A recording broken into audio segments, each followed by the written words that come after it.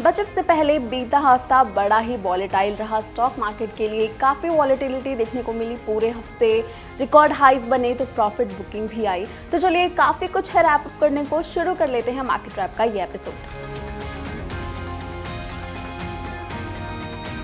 Sensex Nifty ने बीते हफ्ते फिर से नए रिकॉर्ड हाइज बनाए। सेंसेक्स पहली बार 81,500 के पार गया तो निफ्टी पहली बार 24,850 के पार गया था, यानी 25,000 का लेवल क्लोज था। लेकिन इसके बाद बाजार में गिरावट आई। बट जैसे कि बजट आने वाला है अगले हफ्ते, तो बाजार में ऊपरी स्तरों से प्रॉफिट बुकिंग भी आई, जिससे कि बाजार थोड़े वॉलेटाइल बने हुए थे। एफआईआईज ने इस हफ्ते जमकर खरीदारी की, जो स्ट्रॉन्ग सेंटिमेंट दिखा रहा था। इस हफ्ते Q1 रिजल्ट्स के चलते स्टॉक स्पेसिफिक एक्शन भी खूब देखने को मिला। इन्फोसिस, LTI माइंडट्री, रिलायंस, विप्रो सहित कई बड़ी कंपनीज ने अपने तिमाही नतीजे पेश किए। आईटी सेक्टर से बाजार को भरपूर सपोर्ट मिला। इन्फोसिस ने अनुमान से बेहतर नतीजे दिए हैं।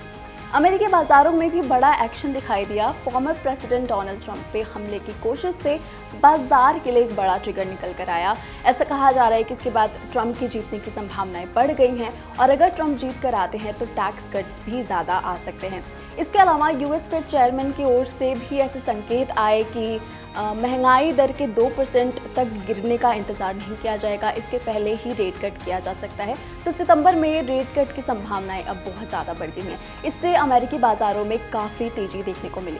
इस हफ्ते 2 दिनों में डाउ करीब 1000 अंक ऊपर उछला था, लेकिन हफ्ते के एंड तक बाजार थोड़े कमजोर नजर आए। स्पेशली आईटी शेयरों में लगातार बिकवाली से नैस्डैक पर गिरावट दर्ज हुई और ये 1.5 साल के निचले स्तर पर भी गया था।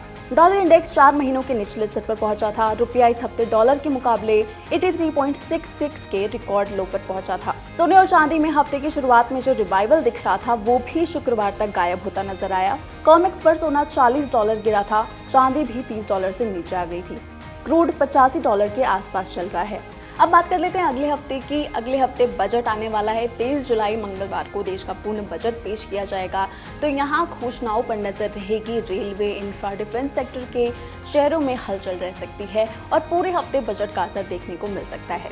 इसके अलावा अगले हफ्ते Coforge, Larsen and Toubro, HUL, Bajaj finance, ICI securities, SBI life, ICICI prudential, Mahindra and Mahindra financials, axis bank सहित ढेरों कंपनियों के नतीजे आएंगे, जिनसे स्टॉक्स पर बढ़िया एक्शन देखने को मिलेगा। अपार्ट फ्रॉम दिस, हमारे प्राइमरी ट्रिगर्स तो रहेंगे ही। यूएस में पॉलिटिक्स और बाजार के मूड का असर देखने को मिल सकता है। इसके अलावा गोल्ड, सिल्वर अगले हफ्ते क्या करते हैं ये भी देखेंगे। साथ ही रुपए, डॉलर और क्रूड पर भी हमारी नजर रहेगी। आज के लिए इतना ही। अगले हफ्ते बजट और मार्केट्स का फुल ऑन कवरेज लेकर हम मिलेंगे आपसे सी बिजनेस पर।